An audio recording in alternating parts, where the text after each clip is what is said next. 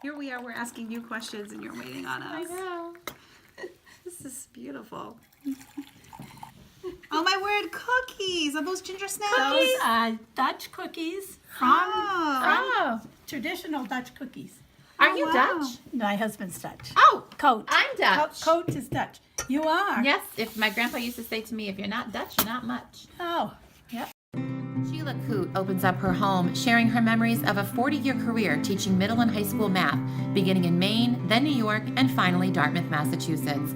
Over tea and surrounded by original Dutch pottery and art collected from all over the globe, Sheila reminisces on her career that she hopes will inspire I others. just always thought I would teach ever since I was a little kid. But there weren't a lot of jobs open to women in the 60s. You know, my sister became a nurse. I became a teacher. I didn't want to be a doctor or a lawyer. That was it. I didn't want to do office work. I know that. I've always taught math, and I've taught for 40 years. My first year was teaching high school back in my hometown in Bangor, Maine. I taught there a year. Then I got married.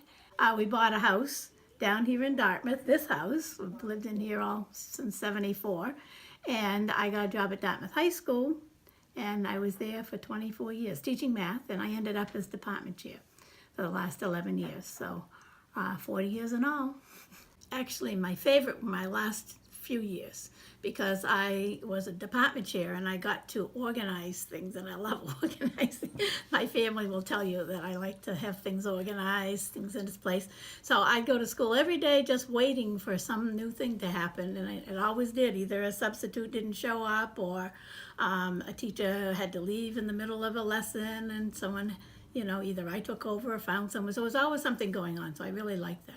When you're a department chair and you're evaluating other teachers, you get to go into their classrooms and you get to see such wonderful teaching, things that you just can't tell by just reading, you know, a report, but you see it in action, and it always was something different, that an ordinary lesson that someone brought out something different. It was always exciting to see that.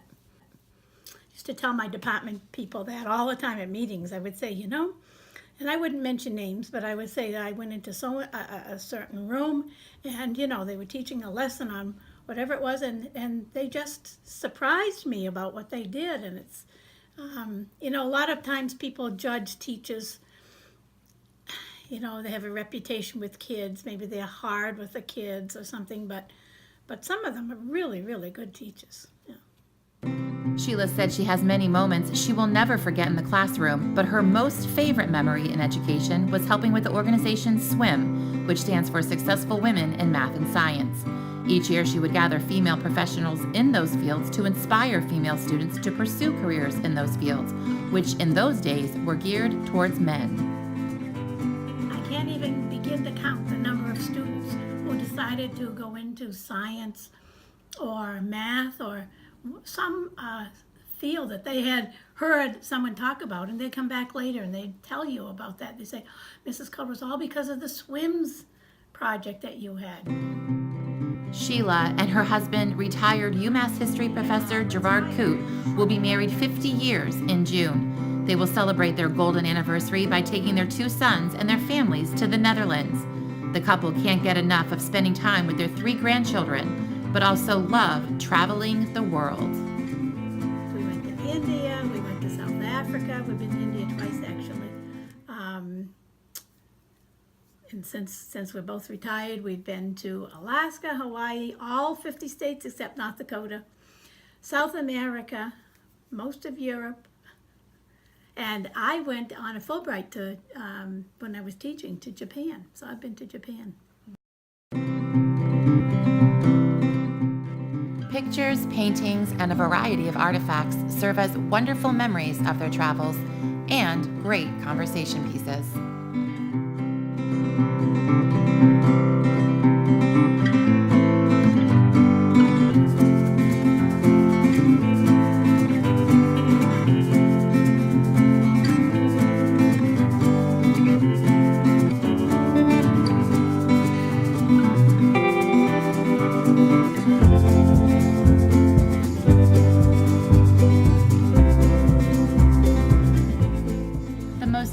Of conversation pieces is her extensive collection of drafts. How did you become interested interested in collecting Giraffes giraffes? because my husband is so tall. I've always called him Jerry the Giraffe. And there really is a character called Jerry the Giraffe. We've seen pictures of it in different places. So these go way back. I've been collecting these forever. And the latest Wow. ones are, I think, this. Look at these. From our granddaughter. Oh my The two goodness. of them. Yeah. That's so cute. Yeah. Look at these giraffes. Yeah, Look at people that. give these to me. They come from all over. And then, yeah. Wow. Sheila says the biggest change she's seen in education has to do with one piece of technology in particular. Now, teachers with smartphones, I mean, it's how do you keep them out of the classroom? I don't, we had trouble enough keeping regular phones out of the classroom. The kids weren't, calling someone or parents calling them. So I think that's really, it's difficult. Sheila has advice for those considering teaching as a profession and also for teachers already in the classroom. You have to like kids. If you don't like kids, you do not belong in education. Don't go into it just because you'll have your summers off, because that's not true. You'll be taking classes and doing all kinds of things Lesson that planning. you won't get paid for. Another good thing is seek help. If you are doing something and it's not working, go seek help. Everyone needs help once in a while, and maybe someone coming into your classroom, maybe it's a colleague or a supervisor, another pair of eyes looking at something might see something that will help. You have to be firm.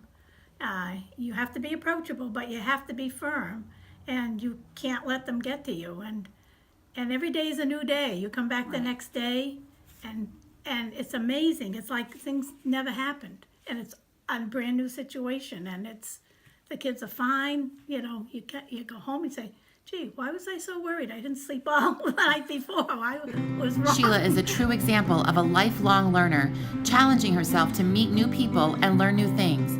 She's very active in UMass Dartmouth's second half Lifelong Learning Institute, which provides a variety of classes, activities, and opportunities to travel. So all those things are supposed to be good for your brain. Keep your brain. If you learn a foreign language, if you play a musical instrument, if you learn to play bridge, they're all supposed to be good for you. So it's just added a new dimension. Meantime, Sheila said the most important thing in and out of the classroom is to have fun. She still loves to dance and would pull out all of the stops for her students. My favorite partner, male teacher, was a roller skater, and he put on his roller skates, and he did a little thing, and I tap danced. So we had a twofer that year. Because I was teaching my class in his room. So when he heard me say I'm bringing my tap shoes, he said, I'm bringing in my roller skates. So he did his little thing. Yeah. So anyway, I can do a little soft shoe. All right.